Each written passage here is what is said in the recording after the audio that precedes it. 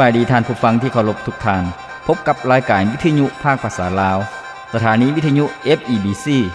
รายการ30นาทีต่อไปนี้หวังว่าจะเป็นประโยชน์ต่อท่านผู้ฟังในการดำเนินชีวิตเมื่อท่านผู้ฟังได้ติดตามรายการนี้ท่านก็จะมีความหวังมีความสุขในการดำเนินชีวิตเชิญท่านผู้ฟังติดตามได้ดังต่อไปนี้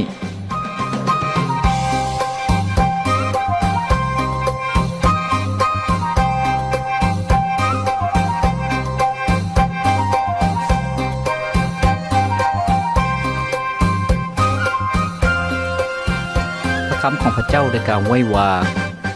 พระเจ้าองค์นี้เป็นที่พึ่งอันเข้มแข็งทรงจัดเตรียมทางอันปลอดภัยให้ข้าน้อยได้พระธรรม2ซามูเอลบทที่22ข้อที่33สุขสบายดีพ่อแม่พี่น้องท่านผู้ฟังที่เคารพรักทุกท่านพบกันอีกเช่นเคยกับรายการชีวิตนี้ยังมีความหวังข้าพเจ้าพรประเสริฐผู้ดำเนินรายการยินดีต้อนรับท่านผู้ฟังเข้าสู่รายการของพวกเราซึ่งรายการของพวกเราเป็นรายการที่มีจุดประสงค์เป้าหมายให้กับพี่น้องประชาชนลาวทุกๆท่านได้รับประโพธิ์ได้รับแง่คิดได้รับกำลังและได้เรียนรู้สิ่งใหม่ๆท่านผู้ฟังที่เคารพที่ผ่านมารายการของพวกเรานั้นได้นำเสนอให้กับท่านผู้ฟังในหลายๆหัวข้อหลายๆภาคส่วนและรายการของพวกเราได้ออกอากาศทุกๆมื้อท่านผู้ฟังผ่านทั้งวิทยุช็อตเวฟท่านผู้ฟัง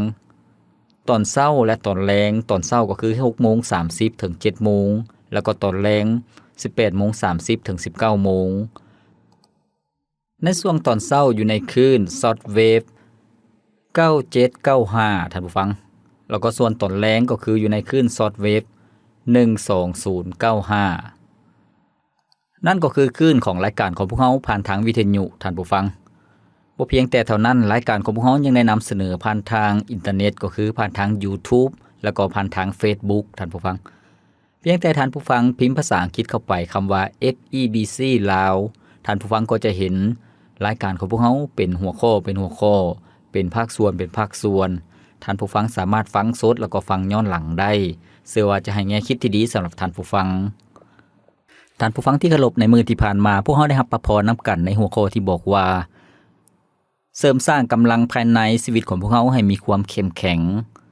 เชื่อว่าจะให้แง่คิดให้พระพรที่ดีสำหรับท่านผู้ฟังท่านใดยังบ่ได้รับฟังก็สามารถรับฟังย้อนหลังได้ท่านผู้ฟังที่เคารพมีคนเคยบอกว่าเงินคำเป็นสิ่งที่มีความจบงามที่สุดในโลกท่านผู้ฟังแล้วก็เงินคำนั่นก็เป็นสิ่งที่มีความชั่วร้ายที่สุดในโลกเป็นอย่างจึงเป็นแนวนั้นท่านผู้ฟังเงินคำมีความจบงามก็คือว่ามันเฮ็ดให้คนเฮาหลงไหลไปตลอดชีวิตแล้วก็อีกด้านหนึ่งความชั่วร้ายของเงินคำนั่นมันเฮ็ดให้คนเฮาสละทุกสิ่งทุกอย่างเพื่อจะได้เงินคำมาท่านผู้ฟังด้วยเหตุนี้เองเงินคำจึงได้ทำลายชีวิตคนอีกจำนวนหลวงหลายได้ทำลายครอบครัวได้ทำลายความสุขในชีวิตได้ทำลายอนาคตของคนหลายๆคนท่านผู้ฟังเพราะว่าคนเฮาอยากได้เงินคำหลายก็ยอมเป็นทาสของเงินคำยอมเฮ็ดสิ่งที่บ่ดียอมเฮ็ดสิ่งที่ผิดกฎหมายยอมเฮ็ดสิ่งที่ผิดศีลธรรมเพื่อให้ได้เงินคำท่านผู้ฟังแล้วก็บางคนถึงขั้นบอกว่าเงินคำนั่นคือพระเจ้าเงินคำนั่นเป็นพระเจ้านั่นก็คือท่าทีของคนเฮาท่านผู้ฟังแต่ว่ามื้อนี้เองพวกเฮาจะเรียนรู้และรับประพรนำกันในหัวข้อที่บอกว่าท่าทีที่ถูกต้องต่อเงินคำท่านผู้ฟังพวกเฮาจะเรียนรู้นำกันสำหรับคริสเตียนก็คือผู้ที่เชื่อวางใจในพระเยซูเจ้าพวกเฮาควรจะมีท่าทีที่ถูกต้องต่อเงินคำเพื่อชีวิตของพวกเฮานั้นจะมีความปลอดภัยชีวิตของพวกเฮานั้นจะบ่ได้ตกอยู่ในบ่วงแห้วของเงินคำแล้วก็เป็นทาสของเงินคำให้พวกเฮามารับฟังนำกันท่านผู้ฟัง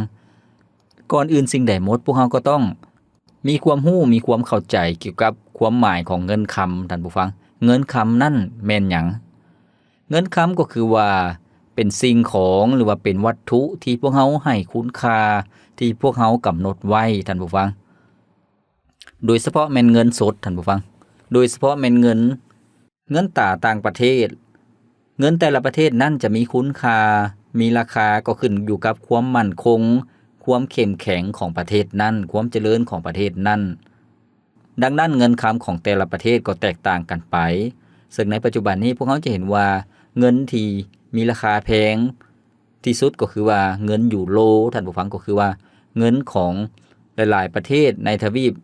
โรปที่เขาเจ้าใช้กันเอิ้นว่าเงินยูโรแล้วก็เงินดอลลาร์ท่านผู้ฟังเงินดอลลาร์สหรัฐแล้วก็เงินหยวนท่านผู้ฟังเงินหยวนก็คือเงินตาของประเทศจีนนั่นเองก็มีราคาแพงให้พวกเรามารับฟังนำกันเกี่ยวกับท่าทีของคนเฮาที่มีต่อเงินคำดังที่พวกเราได้เว้าไปแล้วนั่นก็คือว่าคนเฮาส่วนหลายในโลกนี้มีท่าทีต่อเงินคำก็คือว่าบางคนถือว่าเงินคำนั่นเป็นพระเจ้าท่านผู้ฟังบางคนยอมขายทุกสิ่งทุกอย่างเพื่อให้ได้เงินมาให้ได้คำมาครอบครองยอมเฮ็ดทุกสิ่งทุกอย่างยอมเชื่อฟังเพื่อจะได้เงินคำท่านผู้ฟังบางคนถือว่าเงินคำนั้นสามารถเฮ็ดได้ทุกสิ่งทุกอย่างขอเพียงแต่มีเงินมีคำทุกอย่างก็เรียบร้อยชีวิตก็สบายชีวิตก็ราบรื่นชีวิตก็มีความสุขนั่นก็คือท่าทีของคนเฮาที่มีต่อเงินคำแล้วก็คนเฮาส่วนหลายในโลกนี้ในสังคมก็คือว่าใช้เงินใช้คำนั้นมาวัดแท้คุณค่าของชีวิตความสำเร็จของชีวิตเหนือกว่าคนอื่นๆท่านผู้ฟังคนใดคนหนึ่งจะมีชีวิตที่มีความสำเร็จก็เบิ่งว่าคนนั้นมีเงินมีคำหลายส่าใดนั่นก็คือท่าทีของคนเฮาในโลกนี้ในสังคมปัจจุบันนี้ให้ความสำคัญกับเงินคำแต่สำหรับเฮาทุกคนที่เชื่อวางใจในพระเยซูเจ้าก็คือคริสเตียนนั้นพวกเขาควรจะมีท่าทีที่ถูกต้องต่อกับเงินคำท่านผู้ฟังให้พวกเรามาเรียนรู้นำกันท่าทีต่างๆก็คือว่า1พวกเขาต้องมีความคิดเป็นกลางเกี่ยวกับเงินคำท่านผู้ฟังก็คือว่าเงินคำนั้นมันจะดีหรือว่ามันจะซัวนั้นก็ขึ้นกับคนที่ใช้มันคนที่ใช้อย่างถูกต้องในทางที่ถูกต้องก็เป็นสิ่งที่ดีแต่ว่าคนที่ใช้บ่ถูกต้องหรือว่าเฮ็ดทุกสิ่งทุกอย่างเพื่อให้ได้เงินคำมาจนลืมความสัตย์ซื่อจนลืมความยุติธรรมจนลืมความถูกต้องจนลืมเรื่องถูกหรือว่าผิดกฎหมายเพื่อให้ได้เงินคำมาสิ่งเหล่านั้นก็บ่ถูกต้องดังนั้น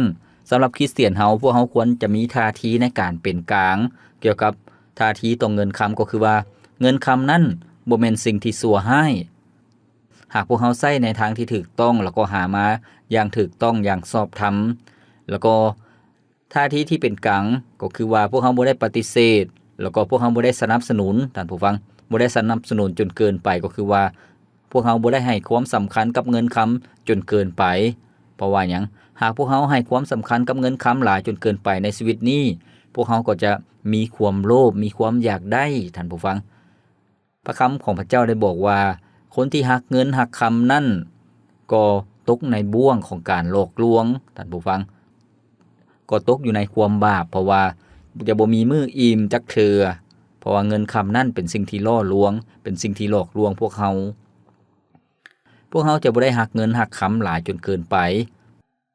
เพราะว่าการที่หักเงินหักคำหลายจนเกินไปพวกเฮาก็บ่ได้มีความสุขเงินคำนั้นบ่แม่นคำตอบในชีวิตของพวกเฮามันเป็นสิ่งที่จำเป็นแล้วก็เป็นสิ่งที่สำคัญอยู่เงินคำท่านผู้ฟังแต่ว่าพวกเฮาบ่ต้องให้เงินคำนั้นสำคัญหลายก่อนพระเจ้าแล้วก็อีกอย่างหนึ่งสำหรับท่าทีของคริสเตียนเฮาสำหรับเงินคำก็คือว่าเงินคำนั้นบ่สามารถเฮ็ดทุกสิ่งทุกอย่างได้ท่านผู้ฟังบ่แม่นว่าพวกเฮามีเงินมีคำแล้วพวกเฮาเฮ็ดได้ทุกสิ่งทุกอย่างบ่แม่นแนวนั้นพวกเฮาต้องเข้าใจความจำกัดของเงินคำก็คือว่ามันบ่ได้สามารถเฮ็ดได้ทุกสิ่งทุกอย่างการที่พวกเฮาจะได้เป็นคนชอบธรรมจะได้เป็นลูกของพระเจ้านั้นบ่ได้ขึ้นกับเงินกับคำที่พวกเฮามีว่าพวกเฮาเป็นคนร่ำรวยเป็นคนหั่งมีบ่แม่นแนวนั้นแต่ขึ้นกับความเชื่อของพวกเฮาเงินคำบ่สามารถซื้อความหักได้ท่านผู้ฟังเงินคำบ่สามารถซื้อความจริงใจได้ความหักความจริงใจนั้นเป็นสิ่งที่บ่สามารถซื้อได้แต่มาจากใจมาจากชีวิตภายในของพวกเฮา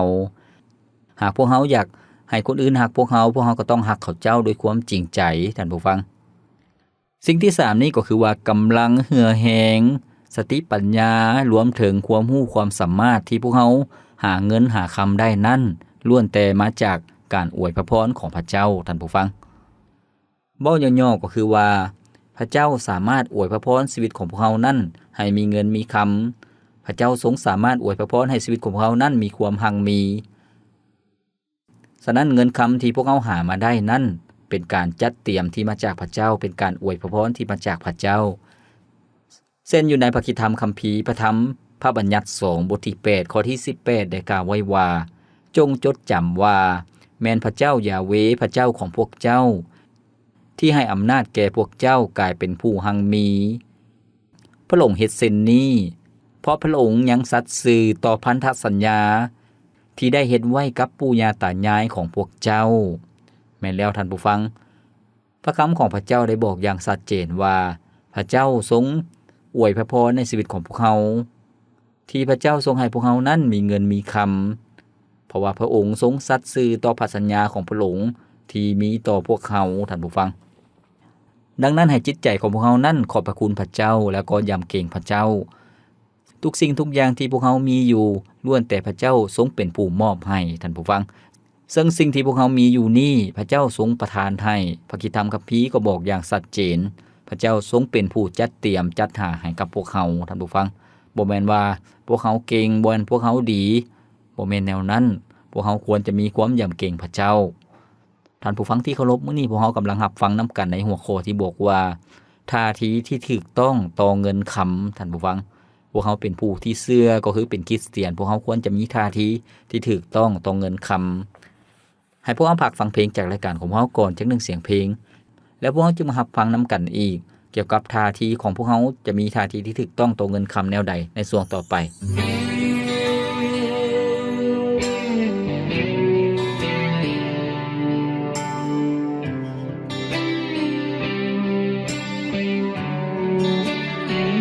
อยู่ในโลกนี้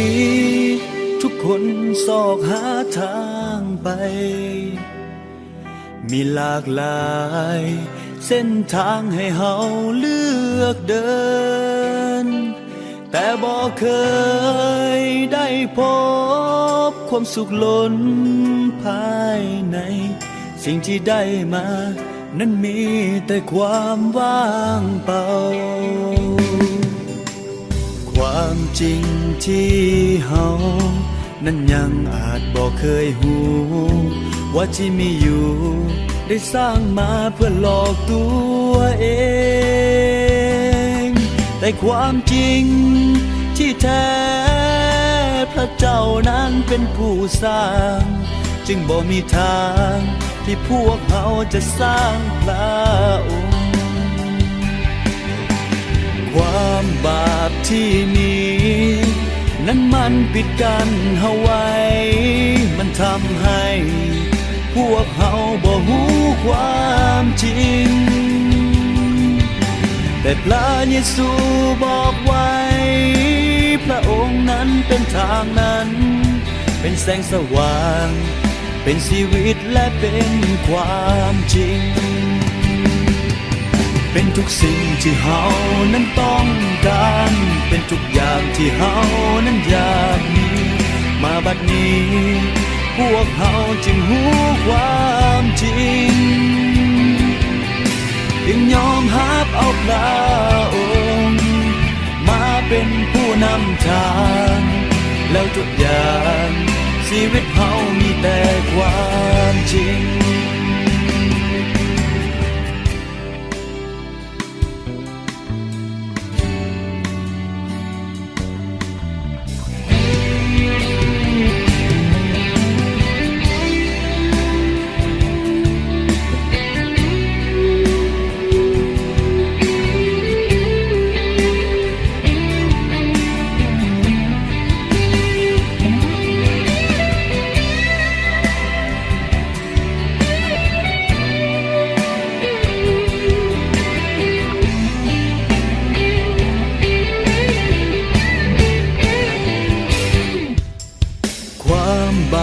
ที่มี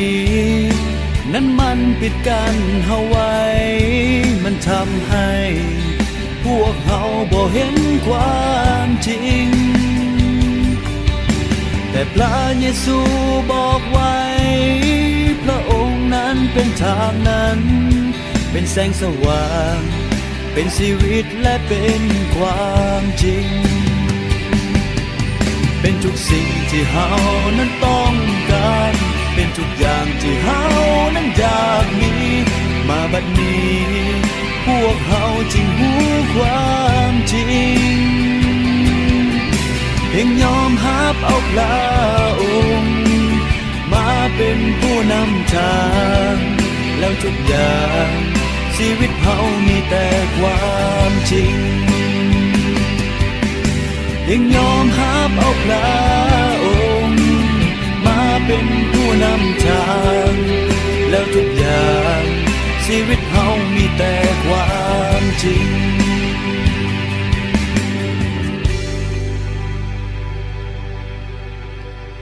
ท่านผู้ฟังที่เคารพมื้อนี้พวกเรากำลังทำพระพรนำกันในหัวข้อที่บอกว่าท่าทีที่ถูกต้องต่อเงินคำซึ่งในช่วงที่ผ่านมาพวกเราได้รับฟังนำกันแล้วสำหรับผู้เชื่อก็คือคริสเตียนพวกเราควรมีท่าทีที่ถูกต้องต่อเงินคำก็คือ 1. พวกเราต้องมีท่าทีที่เป็นกลางต่อเงินคำก็คือเงินคำนั้นจะดีหรือชั่วนั่นขึ้นอยู่กับผู้ที่ใช้มันอย่างถูกต้องแล้วก็สิ่งที่2ก็คือว่าเงินคำนั้นบ่สามารถเฮ็ดทุกสิ่งทุกอย่างได้เพราะว่าเงินคำบ่แม่นสิ่งที่ตัดสินชี้ขาดในชีวิตของพวกเราต้องให้ความจำกัดต่อเงินคำแล้วก็บ่ต้องให้คุณค่าว่ามันสำคัญที่สุดเป็นคือกันกับพระเจ้าบ่แม่นแนวนั้นเงินคำยังมีความจำกัดแล้วก็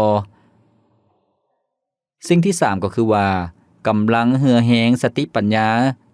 รวมถึงความรู้ความสามารถที่พวกเราสามารถหาเงินหาคำได้นั้นล้วนแต่พระเจ้าทรงเป็นผู้นำเป็นผู้อวยพรชีวิตของพวกเราพระเจ้าทรงเป็นผู้จัดเตรียมให้กับพวกเราท่านผู้ฟังเพื่อให้ชีวิตของพวกเรานั้นยอมจำนนต่อพระเจ้าเมื่อพวกเรามีท่าทีแนวนี้พวกเราก็มีความถ่อมใจพวกเราก็มีการพึ่งพาพระเจ้าแล้วก็ขอบพระคุณพระเจ้าท่านผู้ฟังพึ่งพาพระเจ้าในการหาเงินหาคำแล้วก็เมื่อพระเจ้าทรงอวยพรพวกเราก็ขอบคุณพระเจ้าบ่แม่นการอวดองค์บ่แม่นการเห็นแก่ตัวหรือว่าอวดดีต่างๆบ่แม่นแนวนั้นแล้วก็สิ่งที่4ก็คือว่าทุกสิ่งทุกอย่างที่พวกเรามีอยู่บ่ว่าจะเป็นเงินคำบ่ว่าจะเป็นเฮือนศาลบ้านซองรถหรือว่าดินดอนตอนหญ้าต่างๆล้วนแต่พระเจ้าทรงประทานให้กับพวกเราล้วนแต่เป็นสิ่งที่พระเจ้าทรงมอบให้กับพวกเราท่านผู้ฟังข้อต่อไปให้พวกเรามาเรียนรู้นำกันเมื่อพวกเรามีท่าทีที่ถูกต้องต่อเงินคำแล้วพวกเราก็ต้องมีวิธีการเบิ่งแยงเงินคำของพวกเราก็ต้องมีวิธีการบริหารเบิ่งแยงเอาใจใส่เงินคำของพวกเราอย่างถูกต้องข้อที่1ก็คือว่าพวกเราก็ต้องใจแยกหรือว่าแบ่งส่วนที่จะเอามาบวรบัตรรับใช้พระเจ้าก็คือแยกส่วนที่พวกเราจะมาถวายในคริสตจักรท่านผู้ฟังพวกเราต้องแยกออกมาซึ่งสำหรับความเชื่อของคริสเตียนคำสอนในพระธรรมคัมภีร์ได้บอกว่าเมื่อพวกเรามีรายรับพวกเราก็ต้องแบ่ง1/10ออกมาก็คือว่า 10% ในสิ่งที่พวกเราหามานั่นเพื่อถวายให้กับคริสตจักรท่านผู้ฟังเพื่อเอามาใช้จ่ายในการบวรบัตรรับใช้พระเจ้าเอามาบริหารในคริสตจักรแล้วก็สิ่งที่2ก็คือพวกเราต้องแบ่งส่วนออกมาที่จะเอามาให้กับผู้เป็นพ่อเป็นแม่เป็นการแสดงถึงความรักความเอาใจใส่ความกตัญญูรู้บุญคุณต่อพ่อแม่ท่านผู้ฟังพวกเราก็ต้องแบ่งออกมาให้เพิ่นแต่ละเดือนสิ่งที่3ก็คือพวกเราก็ต้องแบ่งออกมาเป็นค่าใช้จ่ายในครอบครัวของพวกเราก็ต้องมีบัญชีรายรับรายจ่ายอย่างถูกต้องว่าครอบครัวของพวกเรานั้นพวกเราต้องใช้จ่ายค่าซื้อข้าวสารซื้อปลาซื้ออาหารการกินต่างๆพวกเราก็ต้องแบ่งออกมาท่านผู้ฟังแล้วก็พวกเราต้องแบ่งออกมาสำหรับค่าน้ำค่าไฟค่าใช้จ่ายในครอบครัวของพวกเราต้องแบ่งออกมาบ่เพียงแต่เท่านั้นท่านผู้ฟังพวกเราก็ต้องรู้จักบริหารเงินของพวกเราเงินคำของพวกเราต้องแบ่งออกมาสำหรับการลงทุนสำหรับบางคนที่เฮ็ดธุรกิจค้าขายต่างๆก็ต้องแบ่งออกมาเพื่อเฮ็ดการลงทุนเพื่อให้พวกเรานั้นจะมีเงินที่จะมีทุนที่จะขยายโตมีกำไรได้ท่านผู้ฟังอีกด้านหนึ่งท่านผู้ฟังเมื่อพระเจ้าทรงอวยพรในชีวิตของพวกเรามีเงินมีคำพวกเราก็ต้องแบ่งส่วนออกมาสำหรับการช่วยเหลือคนที่ทุกข์ยากลำบากท่านผู้ฟังนั่นก็คือเป็นการบวรบัตรรับใช้พระเจ้าในด้านการกุศลเขาเอื้นว่าการกุศลก็คือการเฮ็ดความดีนั่นเองในพระคำของพระเจ้าในพระธรรมพระบัญญัติ2บทที่14ข้อที่18-29ได้กล่าวไว้ว่าทุกๆท้าย3ปีใดให้พวกเจ้านำ1/10พืชผลทั้งหมดของพวกเจ้ามาไว้อยู่ในเมืองอาหารนี้สำหรับพวกเลวี ในเมื่อพวกเขาบ่มีทรัพย์สมบัติใดๆเป็นของตนเอง และสำหรับสาวต่างดาว ลูกกำพร้า และแม่ไม้ที่อาศัยอยู่ในเมืองต่างๆของพวกเจ้า พวกเขาจะได้มารับเอาไปกินตามความต้องการของพวกเขา จงปฏิบัติเช่นนี้ แล้วพระเจ้ายาเวห์พระเจ้าของพวกเจ้า ก็จะอวยพรทุกๆสิ่งที่พวกเจ้าเฮ็ดแม่นแล้วท่านผู้ฟังนี่ก็คือคำสั่งของพระเจ้า ที่บอกกับประชากรของพระองค์ก็คือว่าเมื่อเขาเจ้ามีพืชผลปลูก มีอาหารการกินให้เขาเจ้าเอามาท่อนโฮมไว้ แล้วก็เอาไปไว้ในเมือง เพื่อให้คนเลวีก็คือเป็นชนเผ่าที่บ่ได้มีทรัพย์สิน แล้วก็ให้คนต่างดาวให้คนที่เป็นเด็กกำพร้าลูกกำพร้าท่านผู้ฟังแล้วก็ให้บรรดาแม่ไม้ที่เป็นคนทุกข์ยากมารับเอาพืชผลปลูกท่านผู้ฟังเพื่อเขาจะได้มีชีวิตอยู่นั่นก็คือคำสั่งของพระเจ้าสำหรับพวกเขาในปัจจุบันนี้เมื่อพวกเขามีเงินมีคำให้พวกเขาที่จะอย่าลืมที่จะเฮ็ดคุณงามความดีในการช่วยเหลือคนที่ทุกข์ยากลำบากคนที่ขาดเขินที่บ่มีเครื่องนุ่งห่มที่บ่มีข้าวที่จะเอามาแล้วก็มานึ่งข้าวกินก็บ่มีให้พวกเขาช่วยเหลือเขาเจ้าท่านผู้ฟังพระเจ้าจะทรงอวยพรชีวิตของพวกเขาเพราะว่าทุกสิ่งทุกอย่างที่พวกเขามีนั่นล้วนแต่มาจากพระเจ้าทรงประทานให้สิ่งต่อไปก็คือว่าการบริหารเงินคำของพวกเขาก็คือพวกเขาต้องลงทุนในราชอาณาจักรของพระเจ้าท่านผู้ฟังลงทุนในราชอาณาจักรของพระเจ้าก็คือมีส่วนในการสนับสนุนคนที่ไปประกาศคนที่ไปเป็นพยานเรื่องราวขององค์พระเยซูเจ้าในบ่อนต่างๆในต่างเมืองในต่างแขวงพวกเขาก็ต้องมีส่วนที่จะสนับสนุนท่านผู้ฟังเป็นเงินเป็นวัตถุอุปกรณ์ต่างๆพวกเขาก็ต้องสนับสนุนเพราะว่าเป็นการลงทุนในราชอาณาจักรของพระเจ้าอย่างต่อเนื่องในพระกิตติธรรมคัมภีร์ในพระธรรม1ติโมธีบทที่6ข้อที่17ถึงข้อ19ก็ได้กล่าวไว้ว่าจงสั่งเน้นคนหังมีสีสุขฝ่ายวัตถุสิ่งของแห่งโลกนี้อย่าให้เขาเป็นคนอวดองค์ทนงตัวอย่าให้เขามอบความหวังไว้ในสิ่งอนิจจังแต่มอบไว้ในพระเจ้าองค์ทรงโปรดให้ทรัพย์ทุกสิ่งอย่างบริบูรณ์แก่เฮาทั้งหลายเพื่อจะให้พวกเฮาใช้ด้วยความปิติยินดีจงสั่งเขาให้เฮ็ดแต่คุณงามความดีเป็นคนหังมีในการกระทำดีมีใจเอื้อเฟื้อเผื่อแผ่และพร้อมที่จะแบ่งปันให้คนอื่นด้วยวิธีนี้จึงเป็นการท่อนโฮมทรัพย์สมบัติไว้สำหรับตนซึ่งจะเป็นรากฐานอันมั่นคงเพื่ออนาคตดังนั้น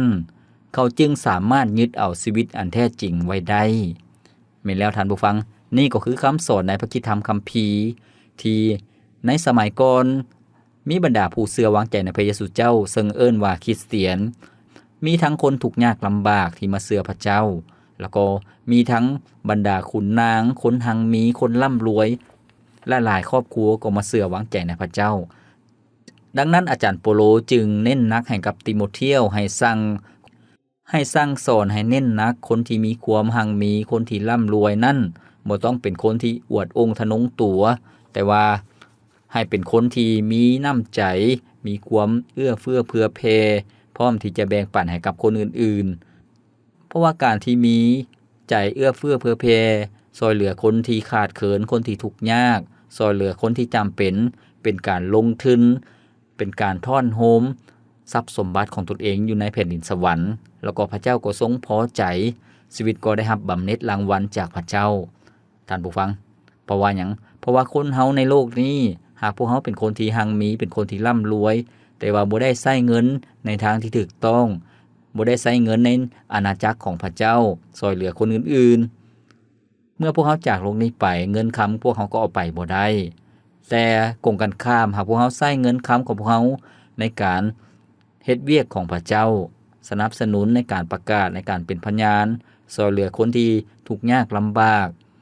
ให้เขาเจ้าได้เห็นความรักของพระเยซูเจ้าผ่านทางชีวิตของพวกเขาผ่านทางการที่พวกเขานั้นมีส่วนในการมอบเงินคำให้กับเขาเจ้าก็รักพระเจ้าหลายขึ้นพวกเขาก็ได้รับบำเหน็จท่านผู้ฟังขอบพระคุณพระเจ้ามื้อนี้พวกเขาได้เรียนรู้นำกันในหัวข้อที่บอกว่าท่าทีที่ถูกต้องต่อเงินคำท่านผู้ฟัง ข้าพเจ้ามีถ้อยคำของคริสเตียนคนหนึ่งที่มีชื่อเสียงในอดีตซึ่งเพิ่นชื่อว่าจอห์นเวสลีย์เพิ่นได้กล่าวว่าพวกเฮาที่เป็นคริสเตียนต้องพยายามหาเงินและต้องพยายามใช้เงินท่านผู้ฟังความหมายก็คือว่าให้พวกเฮาที่จะเป็นคนที่ดูมันขยันเพียรเลี้ยงดูตนเองเฮ็ดเวียกเฮ็ดงานเพื่อจะมีเงินมีคำเมื่อพวกเฮามีเงินมีคำแล้วพวกเฮาก็ต้องใช้เงินใช้คำในงานของพระเจ้าท่านผู้ฟังบ่แม่นว่าทอนโฮมสำหรับตนเองทอนโฮมก่อนเงินอยู่บ่แม่นแนวนั้นพวกเฮาก็ต้องใช้ในงานของพระเจ้าขอบพระคุณพระเจ้าข้าพเจ้าเชื่อว่าเรื่องนี้จะให้แง่คิดให้พระพรสำหรับท่านผู้ฟังรายการของพวกเฮาดำเนินมาฮอดนี้ก็สิ้นสุดเพียงเท่านี้ข้าพเจ้าพรประเสริฐผู้ดำเนินรายการขอกล่าวคำว่าขอพระเจ้าอวยพรท่านผู้ฟังทุกท่านพบกันใหม่ในมื้อต่อไปสบายดี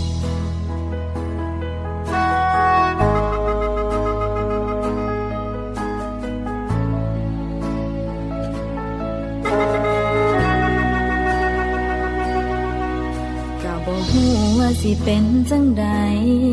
ถ้าบ่มีไผเข้ามาเลี้ยวแลในวันที่เฮาประเสริญกับความอ่อนแอมันจะพ่ายแพ้นั้นมันแสนจะเกินทนเมื่อได้พบกับพระเยซูจากชีวิตที่เหมือนจะพังได้มีความหวังและได้พบกำลังชีวิตก็ยังพร้อมที่จะก้าวไปพระองค์คือลมหายใจที่เฮาได้เดินสู่ต่อจากชีวิตที่เคยย่อท้อให้ดีขึ้นมาพระเยซูคือคำตอบที่เฮาได้พบกับชีวิตใหม่ได้พบความหวังและกำลังใจซึ่งบ่มีผู้ใดจะเปรียบเหมือนองค์พระเยซูถึงไม่เกินแค้นบ่มีผู้ใดที่จะยอมตายและทรงเป็นอยู่เพราะพระเยซูเป็นความหวังและกำลังใจ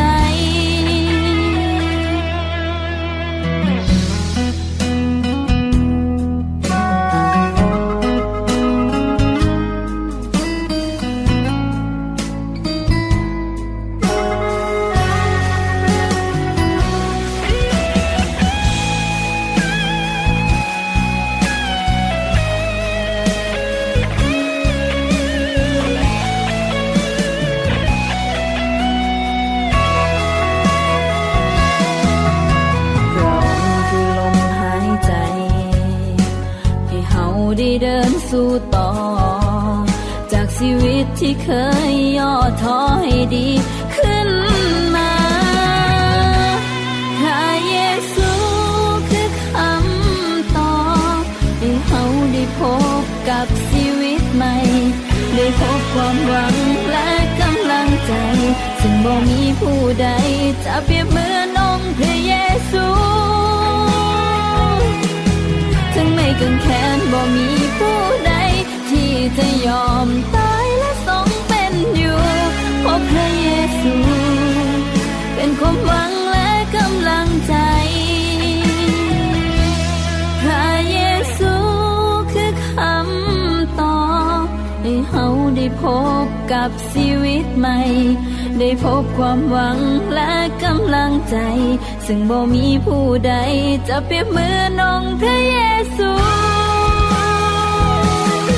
ถึงไม่เกินแค้นบ่มีผู้ใดที่จะยอมตายและทรงเป็นอยู่เพราะพระเยซูเป็นความหวังและกำลังใจเพราะพระเยซูเป็นความหักและชีวิตใหม่